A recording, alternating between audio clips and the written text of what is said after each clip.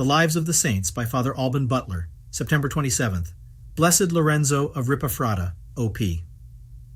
The so-called Great Schism of the West, during which the Pope suffered a Babylonian captivity in the city of Avignon, was undoubtedly a time of great trials for all Catholic institutions, and of course the order of preachers was not spared from the difficulties, and in that period suffered from relaxations and a cooling of its former fervor.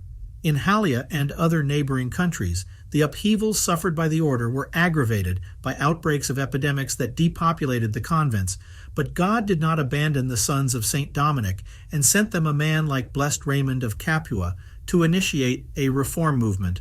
Among those who most enthusiastically helped the one from Capua was Blessed Giovanni Dominici, Archbishop of Ragusa, who was the discoverer of the very valuable abilities and virtues of Friar Lawrence of Ripafratta.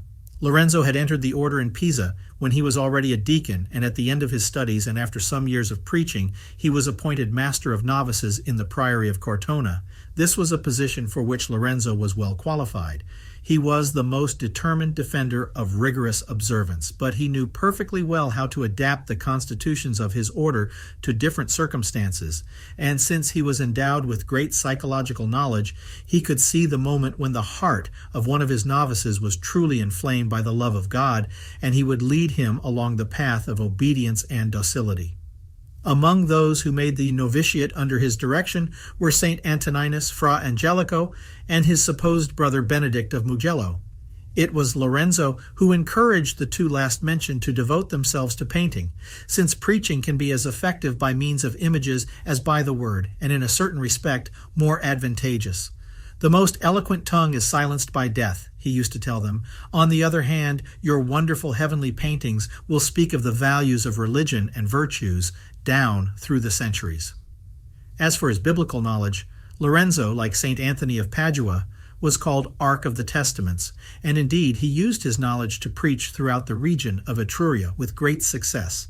When he was appointed Vicar General of the priories that had accepted the reforms, he took up residence in Pistoia, where, soon after, Lorenzo abandoned his administrative duties to devote himself entirely to helping those who suffered, and as so often happens, most of those who were deaf to the preaching felt impelled to penance before the example of abnegation and charity of the priests who fearlessly attended to the afflicted to alleviate their bodily sufferings and care for their souls.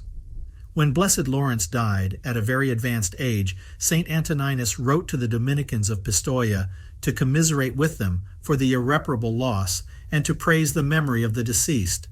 How many souls were snatched away to hell by his words and his example, which led them from depravity to the highest perfection? How many enemies were reconciled, and how many disagreements were adjusted? To how many scandals he put an end? I also mourn what I myself have lost, brothers, since I will never again receive those tender letters of his that stirred my fervor in the fulfillment of my pastoral duties.